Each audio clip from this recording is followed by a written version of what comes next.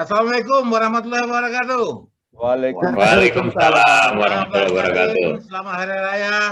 Mudah-mudahan kita selalu dalam lindungan Allah SWT. Di awal Syawal ini, Medan punya cerita mengundang seorang tamu penting, ya kawan juga, ya keluarganya teman kita semua. Dia adalah Pak Musa Rajeksah yang sering kita panggil dengan nama Ijek. Dan hari ini kita mencoba berbicara dengan beliau tentang dirinya, tentang bidang-bidang tugasnya, tentang segala sesuatu yang ada di dalam pemerintahan di Sumatera Utara. Bang Ijek, selamat pagi, selamat Raya Bang. Ya, makasih Pak. Assalamualaikum warahmatullahi wabarakatuh. Minal aidin wal faizin. Maaf lahir batin semuanya. Lebaran tahun ini kemana Bang Ijek? Ada pulang kampung atau ikut-ikut mudik juga? Karena kampung kita sumut aja. Pak Tengku Alisa. Jadi nggak kemana-mana, apalagi jadi wagub, kita menampung saja lah, menunggu sini. Tapi kemarin syukur bisa dapat nggak open house, tapi kami terima tamu hari raya kedua, ketiga kemarin. Jadi masih tetap di sini. Ya, ini bedanya sama Bang Ijek ini kan begitu ya. Dari wajah pun kelihatan masih masih segar gitu ya. Baru 48 tahun ya, Bang Ijek. 48 sekarang, 48. Ya, kalian walaupun sudah berlalu ngucapin selamat ulang tahun juga lah sama Bang Ijek ini kan begitu ya. Iya, makasih. Pemuda yang agamis kan begitu. Apa yang membuat sifat-sifat agamis itu melekat kepada Bang Ijek ini? Pertama memang dari orang tua lah. Pasti semua anak-anak itu kan panutannya orang tua. Karena memang orang tua itu selama ini saya selalu ikut, apalagi dengan almarhum Dada itu mana-mana. Selalu dia mengutamakan, pertama kalau masuk daerah-daerah yang baru, kami asal usahakan selalu ada daerah baru yang kita masukin. Dada itu saya perhatikan pertama dia cari dulu selain kepala desa, dia cari dulu siapa tokoh masyarakat di sana, tokoh agama, orang-orang tua tuh didatangin duluan, orang-orang tua tuh kenalan, salam sambil bercerita apalah di kampung ini yang perlu. Kedua, langsung dia datangin rumah ibadah di sana, sekolah, langsung didatangi sekolah kayak mana guru-gurunya. Setelah itu barulah di sana kumpul dengan alim ulama di sana cerita. Jadi dari situ saya belajar melihatnya memang ya orang tua pertama penting, terus juga di mana tempat usaha tempat ibadah ada perhatikan dan diusahakan masyarakat itu kalau yang memang mayoritas muslim berangkatkan haji, umroh. Jadi kalau anak kata dia doa orang ini penting katanya. Nggak bisa kita berdoa sendiri, samping usaha doa orang banyak penting. Jadi kau usahakan orang-orang bisa kau mampu yang mau ibadah, berangkat haji, umroh berangkatkan, biar didoakan kita di sana. Jadi itu mungkin menjadi terbawa, ya alhamdulillah, tapi hal yang baik menurut saya.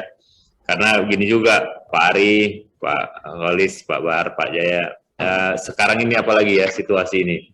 Saya sekarang lagi mengupayakan bagaimana anak-anak muda kita, kayak kemarin malam tahun baru, saya bilangan Bang Kapolda di sini, ya, Pak Panca, Ketua DPR, Pak Baskami, dan yang lain. Saya mau bikin pertama kali malam tahun baru kemarin, kita bikin kegiatan di masjid, di pelataran masjid itu, kegiatan yang untuk menarik anak-anak muda, supaya tak di jalan-jalan. Saya bilang, nanti Bang kalau ini berhasil, Pak Kapolda yang lain, tahun depan saya harapkan malam tahun baru semua rumah-rumah ibadah membuat kegiatan yang menarik anak-anak mudanya supaya tak di jalan-jalan, menghindarin hal-hal seperti itu. Kedua, supaya anak-anak muda ini mau masuk rumah ibadah. Karena ke depan ini saya lihat sulit kita ini hanya berdasarkan aturan hukum, kalau tak didasarkan iman, agama apapun itu sulit kita mengatasi suasana ini. Narkoba luar biasa. Lihatlah sekarang nih geng motor pula lagi rame. Ini kan kalau dipikir-pikir dalam hati apalah untungnya orang tuh mengapain orang tak ada untungnya, tapi kan membuat keresahan orang banyak. Ini kan kalau memang dia tak hanya kucing-kucingan aja sama aparat. Jadi kalau hanya takut kita dengan manusia, tak takut kepada pencipta, saya rasa ini juga sulit. Jadi ini juga yang saya inginkan ke depan, selain ibadah secara person to person kita ibadah, tapi juga menularkan hal yang baik supaya generasi-generasi ke depan ini semakin kuat dengan keimanan, dengan keyakinan agamanya masing-masing. Itulah mungkin. Bang Ijek ini kan masuk boleh dikatakan generasi muda ya kan begitu ya. Dan kemudian Bang Ijek meneropong ya kawan-kawan kita yang muda tentang dekadensinya itu kan begitu ya. Apa yang di hati Bang Ijek melihat kondisi anak-anak muda nih? Ya, karena kan Bang, makin kemarin nih kehidupan kita ini kan saya lihat egonya makin tinggi nih. Makin sulit orang hidup, akhirnya keluargaan itu makin berkurang. Terus ditambah dengan dunia digital ini makin maju, dengan elektronik ini, gadget, semuanya anak-anak kita lihat kalau duduk ngelihatnya handphone sekarang udah payah tuh cerita. Main game, apalagi dia bisa buka YouTube, buka Google. Banyak hal yang dia dapatkan di sana belum tentu benar. Informasi yang dapat belum tentu benar. Kadang malah belajar agama dari situ pula, yang belum tentu juga benar karena banyak kali paham yang salah-salah. Mengakibatkan itu yang menjadi suasana ini tak tentu, belum lagi narkoba sekarang. Ini kita di Sumatera Utara ini Bang, aduh ngeri. Ini Sumatera Utara peredaran narkoba terbesar di antara 33 provinsi. Jadi itulah Bang yang membuat saya ngelihatnya ya lingkungan terkecil lah. Kadang terpikir kayak mana lah kalau itu terjadi dengan anak kita sendiri. Nah, bayangkanlah ini ke suasana ini. Sekarang kita lagi diamanahkan jabatan di sini. Terus apa lah yang bisa kita buat? Tapi kan begini Bang Ijek kan, kalau kita bilang kali tentu Bang Ijek memandang sekarang membuat suatu perbandingan. Masa kecil Bang Ijek dulu sendiri gimana dengan anak-anak yang berteknologi sekarang? Tentu barangkali apakah Bang Ijek itu dihidup dari mulai senang atau memang dari keadaan susah juga?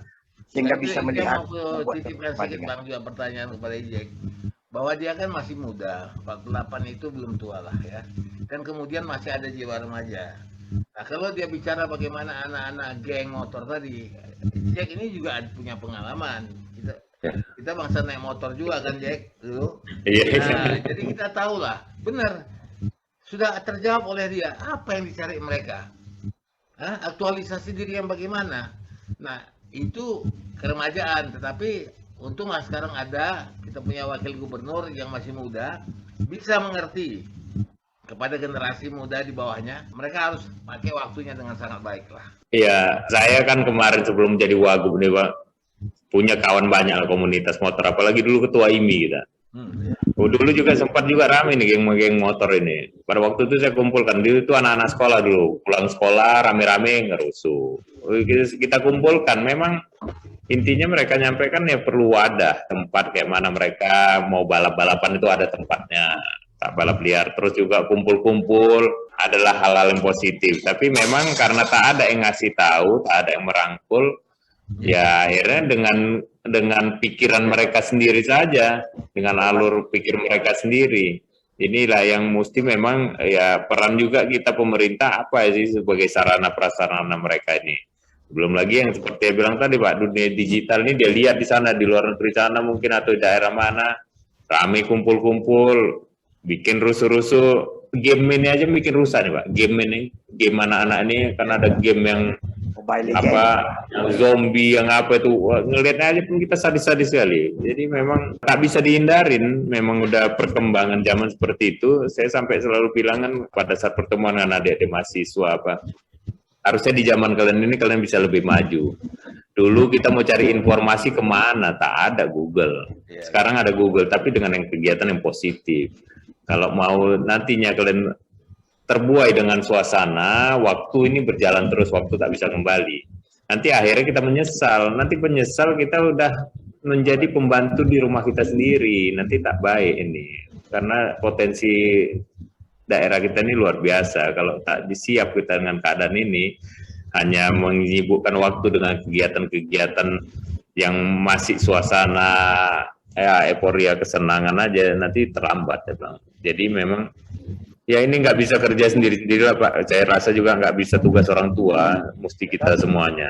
Sampai pikir inilah tuntutan sejarah untuk Pak Ijek yang masih muda jadi wagub, memahami persoalan generasi muda yang semakin ke depan makin berat. Dan tapi saya tadi sudah ada langkah yang Bapak lakukan, seperti misalnya malam tahun baru ke tempat ibadah. Sebagai ketua ID, kalau dulu saya waktu sekolah di Medan, hanya sekali saya lihat balap di Polonia.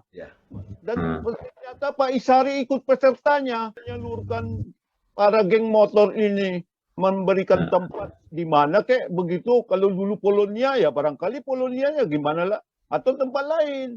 Mungkin itu salah satu alternatifnya. Kalau soal narkoba itu memang yang namanya generasi muda ini kan pingin cari hal-hal baru, pingin menyalurkan tenaganya. Bung Bahar, banyak orang yang bisa membaca tapi tak mengerti apa yang dibacanya. Contohnya kan dibikin apa, di bawah itu ada papan, masyarakat di sini menolak narkoba, katanya kan begitu ya.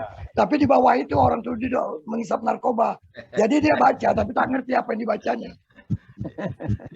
Jadi kembali yang tadi ya, kembali ke tempat untuk anak-anak motor. Dulu Jack, zaman aku itu, kita itu ngebut-ngebutnya sekitar bundaran kantor pos. Ya, kecil dekat Harapan. Berputar-putar di situ. Nah, kemudian dibikinlah Polonia, ya. Nah, tapi itu kan memang bukan tuh sirkuit. Nah, korban juga ada yang mati itu. Nah, satu. Nah, kemudian dibuat tuntungan. Oh, itu kita senang juga. Tapi dasar memang kita ini anak muda satu. Lebih suka kita jalan-jalan ke Sembahi. Kemudian dari Sembahi itu, Jack, itu kita berlomba turun tanpa rem. Ya, betul. Betul dicopot rem ya. Nah, nanti paling remnya tuh pohon kayu di apa? Pancur batu. Tuntungan. Nabrak. Nah, karena itulah waktu itu Pak Rudin, karena nggak ada jalan, aku keluar. Aku jalanlah sampai ke Sebolga, sampai ke Padang naik motor. Waktu itu masih pakai 300 cc Dream, Honda Dream, Jack. Nah, kalau EJ kan lebih ini motornya.